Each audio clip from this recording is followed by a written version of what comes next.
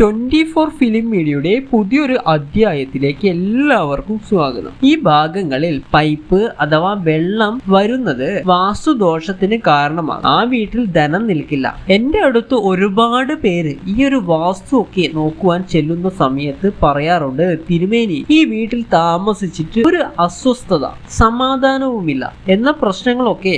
അതുമാത്രമല്ല, രോഗ ദുരിതവും കടവും ദുരിതവും മനസമാധാനത്തോടു കൂടി ഒന്ന് ഉറങ്ങാൻ സാധിക്കുന്നില്ല തിരുമേനി. മാത്രമല്ല, അനർത്ഥങ്ങളും മാത്രമാണ് ഉണ്ടാകുന്നത്. എന്തെങ്കിലും ദോഷം അഥവാ വാസ്തുദോഷം ഞങ്ങൾക്കുണ്ടോ എന്ന് നോക്കി പറയാമോ എന്നൊക്കെ പറഞ്ഞിട്ട് ഒരുപാട് ഭവനങ്ങൾ സന്ദർശിക്കുവാൻ ഇടയായിട്ടുണ്ട്. അങ്ങനെ ഈ പറയുന്ന വീടുകളിലൊക്കെ ചെന്ന് നോക്കുന്ന ആ ഒരു സമയത്ത് ആദ്യം കാണുന്ന ഒരു പ്രധാന കാര്യം എന്ന് പറയുന്നത്, ആ വീട്ടിൽ ഒരു വാസ്തുദോഷം നിലനിൽക്കുന്നുണ്ട്. അത് ജലവുമായി ബന്ധപ്പെട്ടതാണ് എന്നുള്ളതാണ്. അതായത് വാസ്തുവിൽ ഏറ്റവും പ്രധാനമായിട്ട് പറയുന്ന ഒരു കാര്യമാണ് ജലത്തിന്റെ സാന്നിധ്യം, ജലത്തിന്റെ സ്ഥാനം എന്ന് പറയുന്നത്. അതായത് ജലം എവിടെയാണോ വരേണ്ടത് അവിടെയൊക്കെ വരുവാൻ പാടുള്ളൂ എന്നുള്ളതാണ് കൃത്യമായിട്ട് വാസ്തുവിൽ പറയുന്നുണ്ട്. പ്രത്യേകിച്ചും നമ്മളുടെ വീട്ടിൽ പൈപ്പ് അഥവാ ടാപ്പൊക്കെ സ്ഥാപിക്കുന്ന സമയത്ത് ഈ ദോഷ സ്ഥാനങ്ങളിലായിട്ടാണ് അത് നിൽക്കുന്നത് എന്നുണ്ടെങ്കിൽ വളരെ ദോഷമായിട്ടുള്ള ഫലങ്ങളായിരിക്കും നമുക്ക് വന്നു ചേരുന്നത്. നമ്മൾ എന്തൊക്കെ ചെയ്തു പറഞ്ഞാലും ഒരു ദോഷമുണ്ടെങ്കിൽ ഒരു സന്തോഷവും സമാധാനവും ഇല്ലാത്ത ജീവിതമായിരിക്കും നമുക്ക് വന്നു ചേരുന്നത് എന്നും രോഗദുരിതങ്ങളും വിഷമങ്ങളും നമ്മളെ അലട്ടിക്കൊണ്ടിരിക്കും എന്നുള്ളതാണ്. അപ്പോൾ ഇന്ന് പറയാൻ പോകുന്നത്, വീടിൻ്റെ ഏതൊക്കെ ഭാഗങ്ങളിലാണ് ഈ പറയുന്ന ടാപ്പ് അല്ലെങ്കിൽ പൈപ്പൊക്കെ അല്ലെങ്കിൽ വെള്ളം വെച്ചാൽ ദോഷമായിട്ട് വരുന്നത്, വെള്ളം ഒഴിക്കുവാൻ പാടില്ലാത്ത ദിശകൾ ഏതൊക്കെയാണ്, അതേസമയം ഇതിന് ഏറ്റവും ഉചിതമായ സ്ഥാനവും ഏതാണ് എന്നുള്ളതാണ് ഇന്നത്തെ വീഡിയോയിൽ, ഇന്നത്തെ അധ്യായത്തിൽ ഞാൻ നിങ്ങളിലേക്ക് എത്തിക്കുന്ന കാര്യം. ഞാൻ ഈ പറയുന്ന കാര്യങ്ങൾ നിസ്സാരമായിട്ട് എടുക്കരുത്. നിങ്ങളുടെ വീട്ടിലും നോക്കുക, ഈ പറയുന്ന ഭാഗങ്ങളിൽ എവിടെയെങ്കിലും വെള്ളം ഒഴിക്കുകയോ അല്ലെങ്കിൽ വെള്ളം പിടിച്ചു വെക്കുകയോ അല്ലെങ്കിൽ ടാപ്പ് സ്ഥാപിക്കുന്നുണ്ടോ എന്നുണ്ടെങ്കിൽ അത് മാറ്റുവാനുള്ള കാര്യങ്ങൾ ചെയ്യണം. അല്ല എന്നുണ്ടെങ്കിൽ വീട്ടിൽ അനർത്ഥങ്ങളും ദുരിതങ്ങളും ആയിരിക്കും ഫലം. ആ വീട്ടിൽ നിന്ന് നിങ്ങൾക്ക് വന്നു ചേരുന്നത് അപ്പോൾ ആദ്യമായിട്ട് നമുക്ക് മനസ്സിലാക്കാം, ഒരു വീടിനെ സംബന്ധിച്ചിടത്തോളം 8 ദിക്കുകളാണ് ഉള്ളത്. അഷ്ടദിക്കുകൾ എന്ന് പറയാം. ഇനി ഒരു കാര്യം പറയാം, എൻ്റെ എല്ലാ വീഡിയോയിലും ഞാൻ പറയാറുള്ളതാണ്, നിങ്ങൾക്ക് വേണ്ടിയും ഞാൻ എൻ്റെ സന്ധ്യാപ്രാർത്ഥനയിൽ പ്രാർത്ഥിക്കുന്നതായിരിക്കും. അതിനായിട്ട് നിങ്ങളുടെ പേരും ജനന നക്ഷത്രവും ഒന്ന് കമൻ്റായിട്ട് അറിയിക്കണേ. പതിവ് പോലെ എൻ്റെ വീഡിയോകളിലെല്ലാം എല്ലാ കമൻറ്റുകളിലും എല്ലാ ആളുകളും കമൻറ്റ് ചെയ്യാറുണ്ട്, തിരുമേനി ഞങ്ങൾക്ക് വേണ്ടി ഒന്ന് പ്രാർത്ഥിക്കുമോ. അതുപോലെ തന്നെ എൻ്റെ സന്ധ്യാപ്രാർത്ഥനയിൽ നിങ്ങൾക്ക് വേണ്ടിയും പ്രാർത്ഥിക്കുന്നതായിരിക്കും. അതിനായി നിങ്ങളുടെ പേരും ജനന നക്ഷത്രവും ഒന്ന് കമൻ്റായിട്ട് അറിയിക്കുക. അപ്പോൾ നമുക്ക് ഈ കാര്യങ്ങളിലേക്ക് വരാം. ഒരു വീടിനെ സംബന്ധിച്ചിടത്തോളം 8 ദിക്കുകളായിട്ടാണ് ഉള്ളത്. അഷ്ടദിക്കുകൾ എന്നാണ് പറയുന്നത്. അതായത് കിഴക്ക്, പടിഞ്ഞാറ്, വടക്ക്, തെക്ക് 4 പ്രധാന ദിക്കുകളും കൂടാതെ 4 കോണുകൾ അഥവാ മൂലകളും ചേരുന്ന 8 ദിക്കുകളാണ് ഒരു വീടിനുള്ളത്. ആ 8 ദിക്കുകളിൽ 6 ദിക്കിലും നമ്മൾ വെള്ളം വെക്കുന്നത് കൊണ്ട് കുഴപ്പമില്ല. 2 ദിശകളാണ് ഈ ജലത്തിൻ്റെ സാന്നിധ്യം വരാൻ പാടില്ലാത്തത് എന്ന് പറയുന്നത്. അതിൽ ഒന്നാമത്തേത് എന്ന് പറയുന്നത് വീടിൻ്റെ അഗ്നികോണാണ്, അഥവാ തെക്ക് കിഴക്കേ മൂലയാണ്. ഈ ഒരു ഭാഗത്ത് പൈപ്പോ കിണറോ കുളമോ അല്ലെങ്കിൽ വാട്ടർ ടാങ്കോ അങ്ങനെ ജലസംഭരണി സ്രോതസ്സുകളൊന്നും തന്നെ വരാൻ പാടില്ല എന്നുള്ളതാണ്. അഗ്നി, ജലം ഇത് രണ്ടും വിപരീത ശക്തികളാണ്.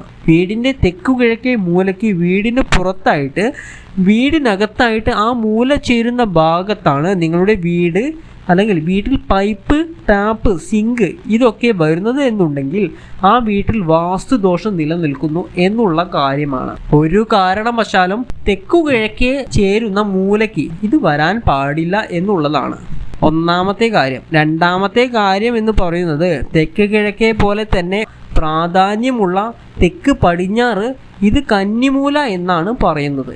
ഈ തെക്ക് പടിഞ്ഞാറേ മൂലയ്ക്കും ഈ പറയുന്ന പോലെ കിണർ, കുളം, കുഴി, അക്വേറിയം അങ്ങനെയുള്ള വാട്ടർ, അതേപോലെ തന്നെ ജലസംഭരണികൾ, അതുപോലെ ഈ വാട്ടർ ഫൗണ്ടേഷനുകൾ അല്ലെങ്കിൽ ടാപ്പ് വെള്ളം പിടിച്ചു വെക്കുന്ന പാത്രം ഇത് വെക്കുന്നതൊന്നും തെക്ക് പടിഞ്ഞാറേ മൂലയ്ക്ക് പാടില്ല, കന്നിമൂലയ്ക്കും പാടില്ല എന്നുള്ളതാണ്. അപ്പോൾ തെക്ക് കിഴക്കും തെക്ക് പടിഞ്ഞാറും നിങ്ങളുടെ വീട്ടിൽ ഇന്ന് തന്നെ നോക്കൂ. ആ ഭാഗത്ത് എവിടെയെങ്കിലും അത്തരത്തിൽ ടാപ്പോ പൈപ്പോ കാര്യങ്ങളൊക്കെ കാണുന്നുണ്ടെങ്കിൽ അത് ദോഷസ്ഥാനമാണ്. അത് അവിടെ നിന്ന് മാറ്റണം എന്നുള്ള കാര്യമാണ്. നേരത്തെ പറഞ്ഞതുപോലെ ഈ തെക്ക് കിഴക്കും പടിഞ്ഞാറും ഒഴിച്ച് ബാക്കി ഏത് വശത്ത് വേണമെങ്കിലും വടക്ക് കിഴക്ക്, വടക്ക് പടിഞ്ഞാറ്, കിഴക്ക് ഈ ഭാഗങ്ങളിൽ എവിടെ വേണമെങ്കിലും ജലം വെക്കുകയോ ടാപ്പ് ഫിറ്റ് ചെയ്യുകയോ ടാങ്ക് വെക്കുകയോ ഒക്കെ ചെയ്യുന്നതിൽ തെറ്റില്ല. പക്ഷെ ഒരിക്കലും ഞാൻ ഈ പറഞ്ഞ പോലെ തെക്ക് പടിഞ്ഞാറ് ഭാഗത്തും തെക്ക് കിഴക്ക് ഭാഗത്തും ചെയ്യരുത് എന്നുള്ളതാണ്. ടോയ്ലറ്റ്, ബാത്റൂം, കിണർ, കുളം, aquarium, water tank, water tap, അഴുക്കുചാല്, വേസ്റ്റ്, സിങ്ക് അല്ലെങ്കിൽ വാട്ടർ ഫൗണ്ടേഷൻ ഈ കാര്യങ്ങളിലൊന്നും തന്നെ പറഞ്ഞ രണ്ട്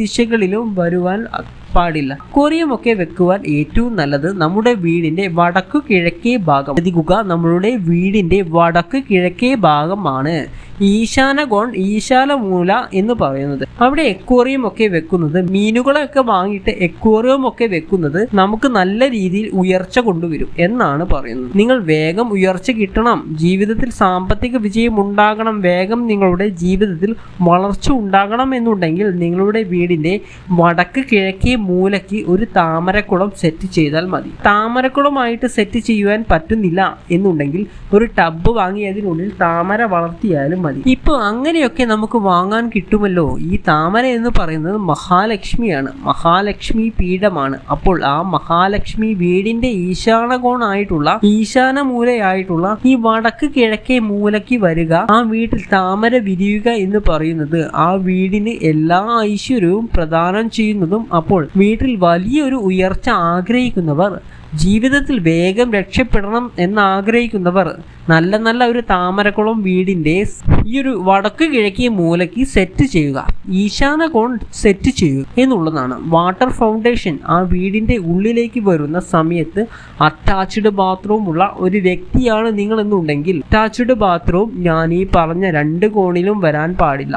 തെക്ക് കിഴക്കേ മൂലയ്ക്കും വരാൻ പാടില്ല, തെക്ക് പടിഞ്ഞാറേ മൂലയ്ക്കും വരാൻ പാടില്ല എന്നുള്ളതാണ്. തെക്ക് കിഴക്ക് അല്ലെങ്കിൽ തെക്ക് പടിഞ്ഞാറ് ബാത്റൂം വന്നു കഴിഞ്ഞാൽ ഒന്നും നോക്കേണ്ട കാര്യമില്ല.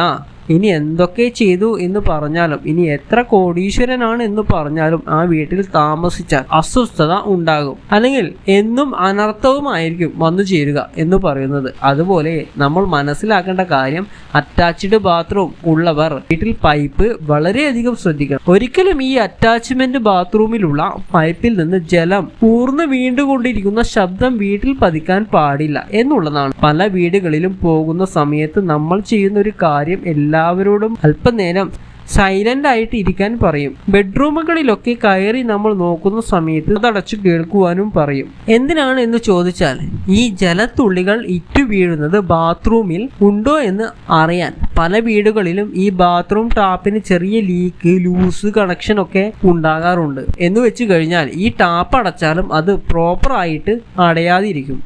എപ്പോഴും ഇങ്ങനെ വെള്ളത്തുള്ളികൾ ഇറ്റിറ്റ് വീണുകൊണ്ടേയിരിക്കും. അങ്ങനെ വീണുകൊണ്ടിരിക്കുക, വെള്ളം വീഴുന്ന ഓരോ തുള്ളികളും ഓരോ ശബ്ദവുമുണ്ട്. അതിങ്ങനെ വീട്ടിൽ ആ നിശബ്ദതയിൽ ഇങ്ങനെ കേൾക്കാൻ പറ്റും. അങ്ങനെ കേൾക്കുന്ന വീടുകളിൽ കടം കയറും എന്നാണ് പറയുന്നത്. ആ ശബ്ദം എന്ന് പറയുന്നത് അലക്ഷ്മി ശബ്ദമായിട്ടാണ് കണക്കാക്കുന്നത്. അങ്ങനെ ശബ്ദം കേൾക്കുന്ന വലിയ ദോഷമാണ്. ആ വീട്ടിലേക്ക് മഹാലക്ഷ്മി തിരിഞ്ഞു നോക്കില്ല, ലക്ഷ്മി ആയിരിക്കും, മൂദേവി ആയിരിക്കും വരുന്നത് എന്നുള്ളതാണ്. അപ്പോൾ അത്തരത്തിൽ നിങ്ങളുടെ ആരെങ്കിലും വീട്ടിലുണ്ടെങ്കിൽ അത് ഇന്ന് തന്നെ ശരിയാക്കുക എന്നുള്ളതാണ്. അതുപോലെ തന്നെ അടുക്കളയിൽ അടുപ്പിനോട് ചേർന്ന് ടാപ്പും സ്ഥാപിക്കുവാൻ പാടില്ല. ഒരു ചെറിയ സെപ്പറേഷൻ എങ്കിലും പണിതിട്ട് വേണം ഈ ഒരു ടാപ്പ് പണിയാൻ. അല്ലെങ്കിൽ ആ ടാപ്പ് വെക്കുന്ന എന്ന് പറയുന്ന സ്ഥലത്ത് ജലവും അഗ്നിയും വിപരീത ദിശകളിലാണ്, വിപരീത ശക്തികളാണ്. അടുക്കളയിലാണെങ്കിൽ ഇത് ഒന്നിച്ചു വരുന്നത് ദോഷമായിട്ടുള്ള കാര്യമാണ് എന്നുള്ളതാണ്. അപ്പോൾ ഈ കാര്യങ്ങളെല്ലാം തന്നെ എല്ലാവരും ഒന്ന് ശ്രദ്ധിക്കുക. മാത്രമല്ല, എൻ്റെ സന്ധ്യാപ്രാർത്ഥനയിൽ നിങ്ങൾക്ക് വേണ്ടിയും ഞാൻ പ്രാർത്ഥിക്കുന്നതാണ്.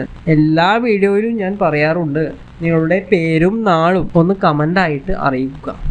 അപ്പോൾ കമൻ്റായിട്ട് അറിയിക്കുന്ന എല്ലാവർക്കും വേണ്ടിയും ഞാൻ പ്രാർത്ഥിക്കുന്നതായിരിക്കും. അപ്പോൾ ഇന്നത്തെ അധ്യായം ഇവിടെ നിർത്തുന്നു. എല്ലാവരെയും ജഗദീശ്വരൻ അനുഗ്രഹിക്കട്ടെ. ഓം നമഃ ശിവായ.